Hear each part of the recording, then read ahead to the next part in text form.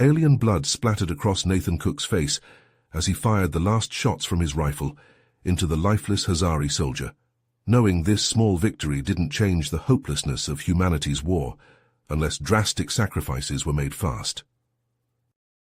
Nathan sat alone in the bunker's dim light, staring at the holographic recorder. If humans managed to view this, the Hazari would be beaten. But that outcome felt impossible now. He needed to explain how this war started, what brought Earth to its knees, and the terrible choice forced upon them to survive.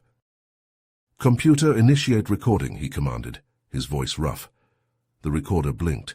Nathan gathered his thoughts, then began humanity's darkest tale. 6 months ago, a wormhole tore open near Earth's moon. A ship emerged, colossal. It made our orbital defense platforms look like toys, but we fired anyway. Everything we had, missiles, railguns, laser cannons, didn't even dent their shields. Nathan paused, remembering the dread. They struck back. One volley turned our entire fleet to ash. Fastest defeat in human history. That's when their demands came. Total surrender or extinction. We had a day to decide. I still hear the screams as cities fell. Hazari weapons punched through any armor like it was paper. Their ground troops wore impenetrable exoskeletons, carrying guns that liquefied flesh. We threw everything at them. Tanks, power armor, bioweapons. They laughed it off while butchering millions. Nathan's eyes hardened. Our last chance was a desperate ploy, one that would damn our very souls to win this war. But it was that, or let humanity burn.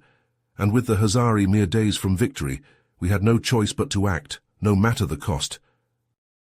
Nathan's voice shook as he continued. The Hazari didn't just attack Earth. They tore through the rest of our solar system first, demolishing our outer defenses like they were nothing. In days, Mars was burning. The domed cities on the moon, venting oxygen, every asteroid base and mining station wiped out. The aging soldier tapped at the holo-recorder controls, queuing up archived video logs. Shaky helmet cam footage filled the display, showing human troops in heavy combat armor firing wildly at incoming Hazari forces. Energy blasts from the aliens sliced through the humans' cover, melting rock and steel. On the ground, we threw everything we had at them. The Hazari just laughed it off. It was like they knew every move we'd make before we made it. Hell, they probably did. Every tactic, every formation, every damn weapon we used. It's like they had a playbook and had drilled on beating us for years. Nathan's eyes narrowed. Then came the drones. Tiny robots pouring into every city by the millions. At first we thought it was just another way for them to kill us. But it was worse than that. The footage shifted to scenes of urban chaos. Mechanical insectoid shapes darted through rubble-strewn streets and into damaged buildings. Panicked adults tried to stop them, only to be swarmed under or batted aside by metallic limbs. They were stealing our kids, hacking databases to find them, hunting them down relentlessly, dragging them out of their homes, their schools, even hospitals and bunkers. Didn't matter how hard we fought to protect them. Anguished cries from parents and shrill screams from children echoed through the recording as the drones hauled away their captives. Massive alien transport ships hovered in the skies, ramps extended to receive the robots and their abductees. The Hazari bastards knew that threatening our kids would break us, and they were right. Nathan's head hung low. Their leader, Draco, hijacked every broadcast on the planet to give us an ultimatum: surrender immediately and completely, or they'd start executing the children. What choice did we have? What choice? With our defenses crumbling, our kids in alien claws, and our enemy dictating terms. He looked directly into the camera, his expression a mix of bitterness and despair. We gave up, laid down arms planet-wide, let them march right in and plant their damn flags all over Earth. And that's when the occupation began, when humanity fell to its lowest point. Nathan's jaw tightened as he continued his account. But even with humanity on its knees, a few of us kept fighting.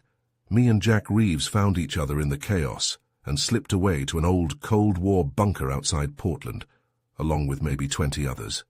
Soldiers, resistance fighters, anyone with the will to keep going. The scene changed to a dimly lit room hewn from rock. Nathan and Jack huddled around a battered table strewn with maps and photos. Other rough-looking men and women checked weapons and gear in the background, their eyes hard with purpose. We started with small stuff, hitting Hazari patrols, stealing supplies, placing IEDs in their transport routes, just enough to let them know we were still kicking. We couldn't beat them head-on, but we could be a thorn in their side until we found a way to even the odds. Nathan's voice dropped. Then our spies got wind of something big, the location of a Hazari ship holding thousands of the captured kids, a chance to get our children back and show the world humanity wasn't finished. His hands moved over the map, stabbing a finger at a red-circled spot. It was guarded to hell and back, shields, point defenses, and their best troops, suicide to even try. But when Jack looked at me, I saw he was thinking the same damn thing. The footage jumped to a scene of soldiers charging up the ramp of a Hazari vessel, energy blasts crisscrossing the smoky air. Nathan and Jack were at the front, faces grim behind their visors. We slipped in with a cargo transport, then blew our way to the cells. Deck by deck we cut through the bastards. They had us outnumbered and outgunned, but we had something stronger, the rage of parents fighting for their children. Alarms blared and lights flashed as the human force smashed into the cell block, Nathan in the lead. He skidded to a halt, rifle dropping to his side. His voice cracked. What I saw in there, God Almighty, it changed everything, those kids. Nathan's eyes glistened with unshed tears as he recounted the horrors within that Hazari ship. The holorecorder's light reflected off his haunted expression. Those kids, those poor damn kids. The Hazari twisted them, warped their minds until they couldn't tell friend from foe. They came at us like rabid dogs, firing Hazari pulse rifles and plasma cannons with deadly accuracy. Grainy helmet cam footage filled the display, showing small figures in scaled-down Hazari armor charging at Nathan's team, their movements jerky and unnatural. Energy blasts lit up the ship's corridors as the soldiers reluctantly returned fire, trying to aim for non-vital areas. It tore me apart inside, shooting at children, but it was them or us. Jack took a hit to the shoulder, dropped his weapon. I thought he was done for. Then I saw this little girl. Couldn't have been more than 8, standing over him with a plasma pistol aimed at his head. The scene focused on the girl, her face obscured by a Hazari helmet, arm outstretched and finger on the trigger. Nathan's anguished voice continued. I had a clean shot, could have taken her down, but I just couldn't. Instead, I lowered my rifle and stepped forward, hands raised. Told her she didn't have to do this, that we were here to help, to take her home. In the footage, the girl's arm wavered. The pistol trembled in her grip. Nathan inched closer, his voice gentle. I don't know if it was my words or just the Hazari conditioning starting to break down, but she hesitated, lowered the gun, and when I held out my hand, she took it. The video showed Nathan leading the girl away from Jack's prone form, other child soldiers slowly emerging from cover, weapons slack at their sides. Nathan's team gathered them up, herding them towards the extraction point. That moment when those kids surrendered, it gave me hope for the first time in months, hope that maybe, just maybe, we could save them, save ourselves, turn the Hazari's own weapon against them. Nathan's voice hardened as the footage shifted to a fierce firefight, his team desperately holding off Hazari reinforcements as shuttles loaded with frightened children lifted off. But getting those kids out was just the beginning. The Hazari had messed with their heads something awful. Brainwashing, drug treatments, neural implants, you name it, they'd done it. Undoing that damage took every scrap of medical and psychological know-how we had left. The scene changed to a makeshift therapy room, child soldiers sitting in a circle with haunted eyes as adult doctors and counselors talked to them gently. Some kids sobbed, others stared blankly ahead. A few even lashed out, only to be carefully restrained. It was slow going, painful. For every kid we managed to reach, it seemed like there was another too far gone to help. Some nights I wanted to give up, didn't think I could face another day of it. Nathan ran a hand over his weathered face, the lines of exhaustion and sorrow etched deep. His gaze shifted to something off camera, and a faint smile touched his lips. But then I'd see a breakthrough, a child laughing for the first time in months, siblings reunited and clinging to each other like they'd never let go, and I knew we had to keep fighting, no matter what the Hazari threw at us, for the kids, for our future. Nathan's eyes gleamed with fierce pride as he recounted the turning point in the war. Those kids, the ones we saved from the Hazari ship, they became our secret weapon. They knew the enemy's tactics inside and out, every weakness in their armor.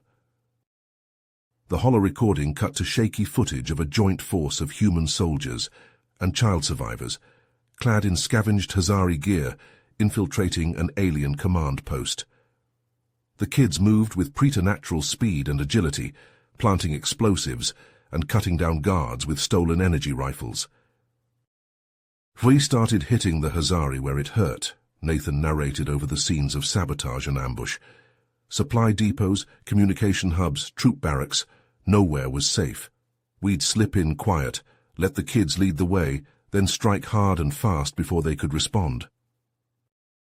Montages played of Hazari installations erupting into flames, their defenders overwhelmed by the human force's blitzkrieg assaults. Alien commanders barked orders in panic as their subordinates fell to the child soldiers' uncanny aim. It was a thing of beauty watching those kids fight. They were naturals, faster, more agile than any adult. The Hazari never saw them coming. Nathan's voice swelled with admiration, even as his eyes betrayed a deeper sorrow. The footage turned grim, showing the cost of the victories. Children bandaging each other's wounds with trembling hands, tears cutting through the grime on their faces as they laid fallen friends to rest. We tried to keep them safe, only bring the older ones on missions. But they all insisted on doing their part. And the Hazari, well, they were getting desperate, sloppy. That's when they made their final mistake. A frantic Hazari transmission played, reporting an imminent attack on the human resistance's underground base. Nathan's voice turned steely.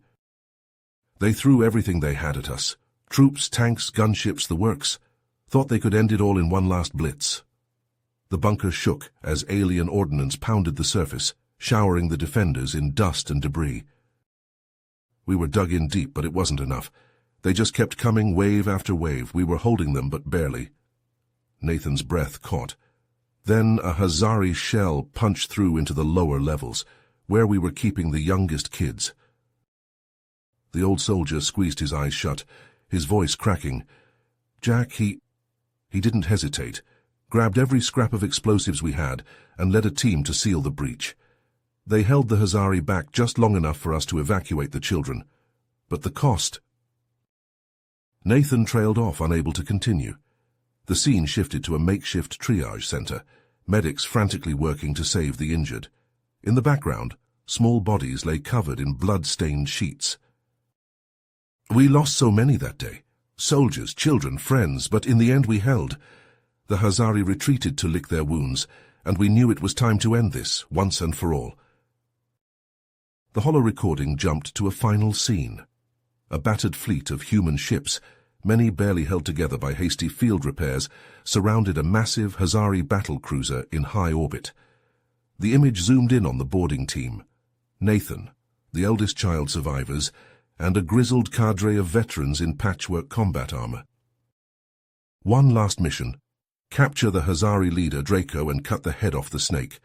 It was a gamble, but one we had to take. For Jack. For everyone we lost. For Earth. The feed dissolved into static as the boarding team breached the Hazari ship, the sounds of energy weapons and alien screams fading into white noise. Nathan's voice returned, heavy with the weight of memory. We took the ship, fought our way to the bridge and dragged Draco out in chains, broadcast his surrender across every frequency, and just like that, it was over. We'd won. The static resolved into an image of Nathan, older now, sitting in the bunker where his tale began. His eyes were haunted, but a flicker of hope shone through. The scars run deep, the sacrifices we made, the children forced to become soldiers, the friends we buried. That doesn't go away. But we're healing, rebuilding. and we'll make sure the Hazari never threaten Earth again. That's the legacy of everyone who fought, who laid down their lives, the legacy of the children who saved us all. Nathan reached out, his weathered hand touching the camera. This is Nathan Cook signing off. To any humans watching this, now or in the future, remember the children. Remember humanity's darkest hour and the light that brought us through. May we never forget. The hollow recording ended, leaving only the soft hum of the bunker's generators to fill the silence. You have reached the end of the story. If you enjoyed this story and want to support us, please leave a like and subscribe to our channel, and for every comment that says 88, I will heart every single one of them. Thank you for your time.